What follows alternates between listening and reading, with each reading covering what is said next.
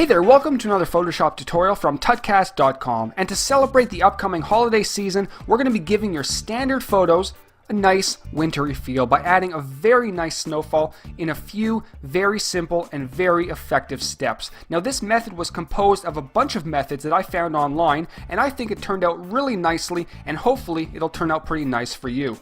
So let's begin. So here we have a standard photo, nice wintry photo, but it's missing that really nice snowfall. Now the first few steps I'm going to do are completely optional, but it's really going to give that end result a really nice look. Now what I'm going to do to begin with is darken up the sky and desaturate the image just a little bit to make it really look like it's snowing in the end. And to do that, I'm going to make a very quick color range selection by going to Select and then clicking on Color Range. Now I've done a tutorial in the past on color range, so I'm not going to go over it in depth in this tutorial. But basically, I'm going to select the blue of the sky by clicking once and then holding down Shift and dragging my mouse over all the blue that I possibly can find. And as you could tell in the little preview window, more of the blue sky is being selected as I hold down Shift and drag around the sky. I'm also going to make sure to get inside these little tiny areas here that may not be selected in the initial selection by holding down Shift and clicking. Just like that. Then if you need to, you can adjust the fuzziness and the range to your liking. So I'm going to leave it at that and then click OK. You'll notice that the sky is pretty much selected. Now if you do have a bunch of stuff down here, you can very simply grab your rectangular marquee tool, hold down Alt, and then deselect just like this. There we go. So once that's done, I'm going to add a very simple adjustment layer by clicking on this icon right here and then clicking on Hue and Saturation. I'm going to decrease the saturation and then increase the lightness just a little bit. This will just gray out the sky to really make it look like it's possibly snowing. So with that done, I'm going to hide my adjustment layers, bring back my layers panel, and I'm going to add a very simple photo filter. And once again, we're going to click on the adjustment layer icon and then click on photo filter. And we're going to select a nice cooling filter to really give the image a cold feeling that winter photos should give off. And that looks pretty good right there. The default settings of 25% looks pretty good and gives a nice cold feeling. So once again, I'm going to bring back my layers panel and we're going to start adding the snow. It's actually a very simple method. There are a few steps involved, but if you follow along, it should be pretty simple. I'm going to go ahead and create a new layer by clicking on our new layer icon right at the bottom of our layers palette. And as you can see, there is our new layer.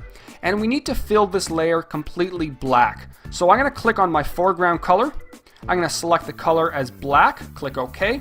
And holding down Alt or Option, I'm going to press Delete, which will fill our layer completely with our foreground color.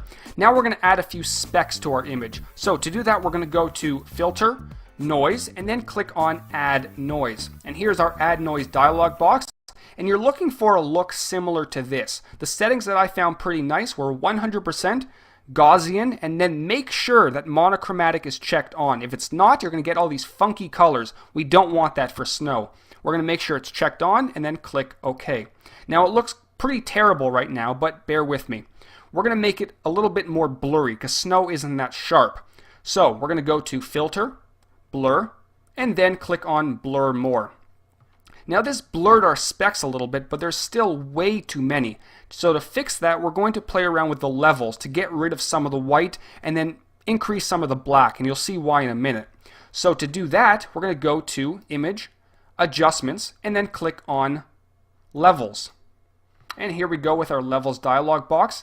And you're looking for a result like this. We're going to grab our left slider, which is our shadows, drag it somewhere around this area, midtones somewhere beside it, and then highlights somewhere with it as well. So you're looking for something like this, as you can see here, and you'll notice that a lot of the white has disappeared and been replaced with black. And that's the look we're looking for. We're going to click on OK. And to get rid of the black in our image, leaving only the white specks, we're going to head over to our layers palette and click on where it says normal. This will bring up our blending modes, and then we're going to click on screen. This will get rid of all the black on our layer. And as you can see, we're left with only the white specks. Now it's looking pretty nice. It's looking decent, but a lot of people stop at this step. They think that's snow and we're done. but we're not. We have a few more steps to go. We're going to give it a little more of a realistic feel. And to do that, we're going to start by giving it a little bit more of a blur. So we're going to go to Filter, Blur, and then Motion Blur. This will look like it's actually falling. We're going to set the angle to around -60. And I'm going to keep the distance around 10 pixels. Now, these settings are completely up to you which way you want the snow coming and how hard the snow is coming down. But it's up to you. I'm going to click on OK. And right away, it's looking pretty good. But there are a few more steps that I like to take to make it look that much better. I'm going to go ahead and duplicate this layer to add a little bit of depth to our image. So to do that, I'm going to go to the top, click on Layer, Duplicate Layer, and then click on OK. So now we have two layers exactly the same. This is what we're going to do. We want the top layer to have snow a little bit more in our face, and then the back layer, the snow will be a little bit more in the distance.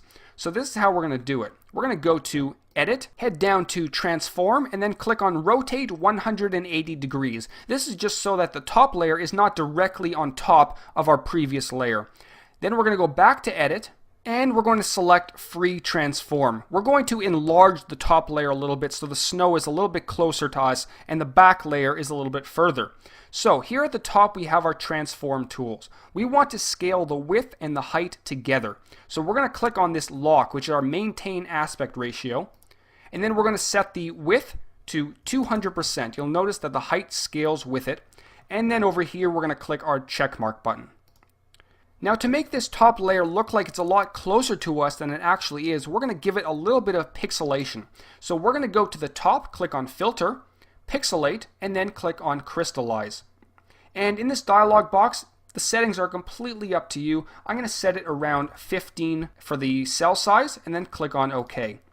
It's going to take a few seconds, and you'll notice that they're a little bit bigger now, which it looks pretty good. Looks like it's a lot closer to us than it actually is. And one more time, we're going to give it a little bit of blur by going to Filter, Blur, and then Motion Blur.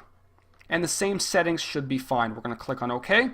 And there we go. You'll notice that we have some bigger snowflakes in the front, and in the back we have our smaller ones which we originally had. Now if you want to, you can go ahead and decrease the opacity. I'm going to decrease the top layer to around 70%. And then the bottom layer to approximately 50%. That just adds a little bit more depth than we had before.